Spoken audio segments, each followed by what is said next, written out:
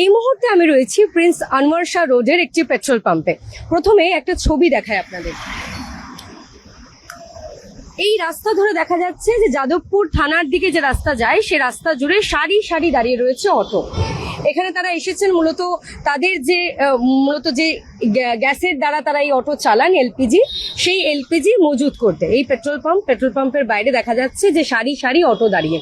বিগত 20 দিন ধরে কিন্তু এই রাস্তাটার ছবি এইরকমই, ঠিক এরকম ছবি দেখা যায় রাত্রেবেলায় 10:30টার পর থেকে দুপুরবেলায়, এবং এখন দেখা যাচ্ছে এই ছবিটা স্পষ্ট সকালবেলার দিকেও কিন্তু এইরকমই ছবি দেখা যায়। প্রায় 100 অটো এরকম লাইন দিয়ে দাঁড়িয়ে থাকেন।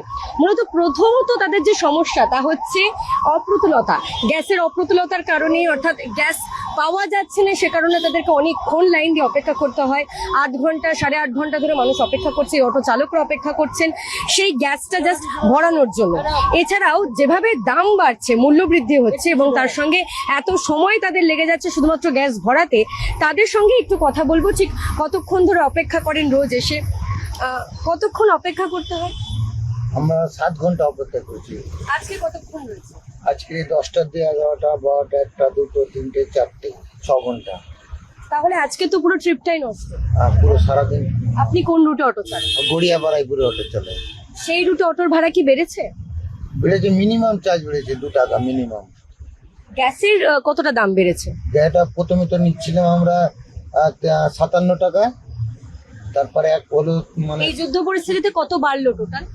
21 টাকায় বাড়লো। 3 টাকা 5 টাকা। কতক্ষণ অপেক্ষা করতে হয়? আমরা সকাল 9টায় এসছি, 8বি যাদবপুর 8বি দিয়ে লাইন ফেলতে এই এখন পর্যন্ত এখনো নিতে পারিনি। আমরা দেখেছি এই রাস্তার লাইনটা এই প্রিন্স আনোয়ার শাহ রোড থেকে শুরু করে একদম পৌঁছে যায় যাদবপুর ইউনিভার্সিটি পর্যন্ত। 8বি ওখান থেকেই আমরা ফেলতে এই পর্যন্ত এসছি, এখনো পর্যন্ত এখনো গ্যাস পাইনি। কতক্ষণ অপেক্ষা করেন রোজ? 5-6 ঘন্টা তো নর্মালি। 5-6 ঘন্টা। কদিন চালাতে পারছেন এই একদিন ভরে? দুদিন তারপরে আবার কোনদিন রাতও জাগতে হচ্ছে আমাদের। দুদিন ইনকাম করছি, একদিন অফ করছি, মানে গ্যাসের জন্য সারাদিনই লেগে গেছে। কিন্তু রাজ্য সরকার আমাদের কিছু দেখছে না। এই পাম্প ছাড়া অন্য পাম্পে কি গ্যাস অ্যাভেলেবেল? না, সব পাম্পে এই অবস্থা। সব পাম্পে, কোনো পাম্পে আছে, কোনো পাম্পে নেই। এই এক। কত টাকা দাম বেড়েছে গ্যাসের? গ্যাসের 20 টাকা মতো। না, টোটাল 18 টাকা। 19 টাকা। যুদ্ধ থেকে 19 টাকা সামথিং। হ্যাঁ, 19 টাকা সামথিং। কিরকম সমস্যার সম্মুখীন হন? অনেক সমস্যা অনেক। কোন রুটে অটো চালান? আমি 5 টাকার ধর্মতলা, ও 5 টাকার থেকে এসেছি গ্যাস। আপনি বাক্সাকাস থেকে দক্ষিণ কলকাতায় এসেছেন শুধুমাত্র এই এলপিজি ভরানোর জন্য? এলপিজি ভরানো। দামটা বেড়েছে। ওদিকে পাম্প নেই? ওদিকে পাম্প আছে, 400-500 গাড়ি লাইন। কবে থেকে চলছে এই সমস্যা? যুদ্ধ যে আরম্ভ হলো তারপর থেকে এরকম আমার গাড়ি লাইন। একদিন ভরে নিয়ে গেলে কতদিন চালাতে পারবেন? দুদিন চালে আবার। আপনার রুটে কি ভাড়া বেড়েছে? না, ভাড়া বাড়ে। আপনাদের ইউনিয়ন গুলোর সঙ্গে কোন রকম কোনো বৈঠক কিছু হয়েছে, আলোচনা? কোনো রিপ্লাই দিচ্ছে না। রাজ্য সরকার, কেন্দ্রীয় সরকারের যে পরিবহন মন্ত্রক, সেখান থেকে আপনাদেরকে কোনো সাবসিডির ব্যবস্থা করা হয়েছে? কেন্দ্র সরকার তো কোনো কাজের না। আমাদের দিদি মমতা ব্যানার্জি মুখ্যমন্ত্রী আমাদের জন্য কোনো রিপ্লাই দিচ্ছে না, কোনো কিছু ব্যবস্থা করছে না। সারাদিন অটো চালালে কত টাকা রোজগার হয়? 400-500 টাকা। সেটা তো লস আজকে সারাদিন গ্যাসের জন্য লস। গ্যাসের জন্য পুরো আমরা বলে যাচ্ছি যে গ্যাসের দামটা বেড়েছে বড় কথা না, এই যে গ্যাসটা একটু এভেলেবেল হলে ভালো। এই 5 ঘন্টা 7 ঘন্টা রাত জাগা, এটাই আমাদের কাছে বেশি চাপ হয়ে গেল। ভাড়াটা তো মানে দামটা তো এক ধাক্কায় বেড়ে গেল গ্যাসের, কিন্তু ভাড়াটা তো বাড়াতে পারে না। ভাড়া বাড়াচ্ছে থেকে বড় কথা যে আমরা যে এসছি যে একটা বেলা ঝাড় হয়ে গেলাম না। এবার গ্যাসটার দামও বেশি দিয়ে কিনছি, প্লাস আমরা গাড়িও চালাতে পারছি না, এটাই আমাদের বেশি চাপ হয়ে যাচ্ছে। সারাদিন একদিনে কত টাকা রোজগার হয় আপনাদের? 400-500 টাকা। 500 খুব মেরে কেটে একটু বেশি খাটতে পারলে 600 হবে। এই সেটা তো পুরো আজকে আজকে কি করে চালাবো বলুন? রোজ এরকম ঘটনা না? আজকে নিয়ে গেলে কাল পরশু চালাতে পারবো, আবার পরশু দিন ওরকম। আজকে কটায় এসেছেন আপনি? আমরা এই তো কিছুদিন একসঙ্গে এসেছি, 9টা পাক্কা 9টায় এসেছি। যাদবপুর এই থেকে লাইন। হ্যাঁ, 9টা থেকে ওখান থেকে ঠেলতে এই পর্যন্ত আসে। রোজ এখানে কত অটো দাঁড়িয়ে থাকে? 350-300 অটো।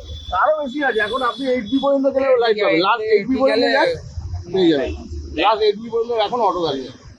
এই দক্ষিণ কলকাতায় কতগুলো পাম্প রয়েছে এলপিজির?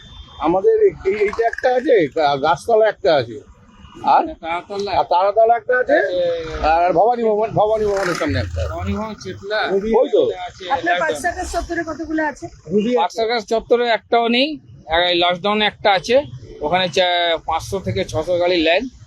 লাইন দেখে ওখানে জায়গা নেই রাখা, লাইনের জায়গা নেই, তারপরে এখানে চলে আসে। অর্থাৎ তাদের কথা শুনলেই বোঝা যাচ্ছে দুর্ভোগ একেবারে চরমে। যেহেতু হরমুজ প্রণালী বন্ধ নয়, ভারতের কিছু জাহাজ আসতে দেওয়া হচ্ছে, আবার কিছু ক্ষেত্রে হচ্ছে না, তাই সমস্যায় পড়েছে বিভিন্ন সেক্টর, যার মধ্যে অন্যতম এই অটো চালকরা।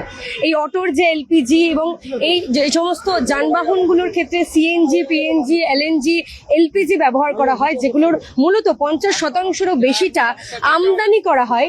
সে কারণে আমাদের সংসার চালানো মুশকিল হয়ে যায়। যা অবস্থা, যা পরিস্থিতি দেখছি, আমাদের সংসার চালানো মুশকিল হয়ে যায়। রোজগার রুজির জোগান হচ্ছে না। হ্যাঁ, আমাদের রাজ্য সরকার কোনো কিছু ব্যবস্থা করছে না আমাদের জন্য। এত পশ্চিমবাংলায় এত মানে অটো চলছে, অটো বিষয়ে কোনো কিছু মুখ্যমন্ত্রী আমাদের কোনো কিছু কোনো পরিকল্পনা দিচ্ছে না, কিছু না। কি হবে, আমরা চিন্তায় দিন কাটছে, কি বলবো। তাদের চিন্তায় কপালে ভাঁজ। তারা বলছেন যে রোজকার যে রুজি সেটুকুর জোগান করতে পারছেন না, কারণ 8 ঘন্টা 9 ঘন্টা শুধুমাত্র লাইন দিয়ে অপেক্ষা করতে হচ্ছে এই এলপিজি ভরানোর জন্য। এছাড়াও দাম বেড়েছে, গ্যাসের অপ্রতুলতা রয়েছে, অর্থাৎ প্রত্যেকটা পাম্পিং স্টেশনে যে গেলেই এলপিজি পাওয়া যাচ্ছে এরকমটা নয়। 8 ঘন্টা, 8.5 ঘন্টা, 9 ঘন্টা, কেউ বলছেন হয়তো বা রাত থেকে লাইন দিয়ে রয়েছি, কিন্তু যখন সময় আসছে তার গাড়ির অটোর গ্যাস ভরানোর, তখনই কিন্তু তারা জানাচ্ছেন যে গ্যাস ফুরিয়ে গেছে। অর্থাৎ গ্যাসের অপ্রতুলতা রয়েছে, বিভিন্ন পাম্পিং স্টেশন রয়েছে, সেগুলোতে কিন্তু গ্যাস পাওয়া যাচ্ছে না, এবং এক ধাক্কায় অনেকটা দাম বেড়ে গিয়েছে। 19 টাকা কিছু পয়সা দাম বেড়েছে বলে তাদের এক ধাক্কায় দামটা বেড়ে গেছে বলে সমস্যা হচ্ছে। এবং যেহেতু রুটের অটো, তাই এক ধাক্কায় তারা ভাড়াটাও বাড়াতে পারছেন না, তার জন্য কিন্তু সমস্যার সম্মুখীন হয়েছেন তারা। গত 20-25 দিন ধরে ঠিক এরকমই ছবি আমরা প্রিন্স আনভার শাহ রোডের এই এলাকায়, যখনই রাত্রেবেলা তো আরো বেশি ভয়ঙ্কর ছবিটা, কারণ একদম 8B বাস স্ট্যান্ড পর্যন্ত এই লাইনটা চলে যায়। মূলত এই জায়গাতে মানে যদি গোনা যায় তাহলে প্রায় রাত্রেবেলায় 250-300 অটো অপেক্ষা করে শুধুমাত্র এইখানে এসে এলপিজি ভরানোর জন্য। একজন কথা বলছিলেন আমাদের সঙ্গে, তিনি জানালেন যে পার্ক সার্কাস চত্বর থেকে তাকে দক্ষিণ কলকাতায় আসতে হয়েছে, কারণ সেই চত্বরে যে সমস্ত পাম্পিং স্টেশন সেখানে এলপিজি পাওয়া যাচ্ছে না। এই এলপিজি সংকট এবং তার সঙ্গে সিএনজি চালিত যে সমস্ত অটো বাস রয়েছে সেগুলোতেও আমরা দেখতে পাচ্ছি এই একই ছবি। রুবির মোড় থেকে শুরু করে যে সমস্ত জায়গায় সিএনজি ভরানো হয়, সেই জায়গাগুলোতেও ঠিক এভাবেই সারি লাইন দিয়ে অটো বাস অপেক্ষা করে। এবং মূলত যে সংকটের সম্মুখীন হয়েছেন তারা, যে গ্যাসের অপ্রতুলতা একদিকে যেমন রয়েছে, তেমন আরেক দিকে রয়েছে মূল্যবৃদ্ধি।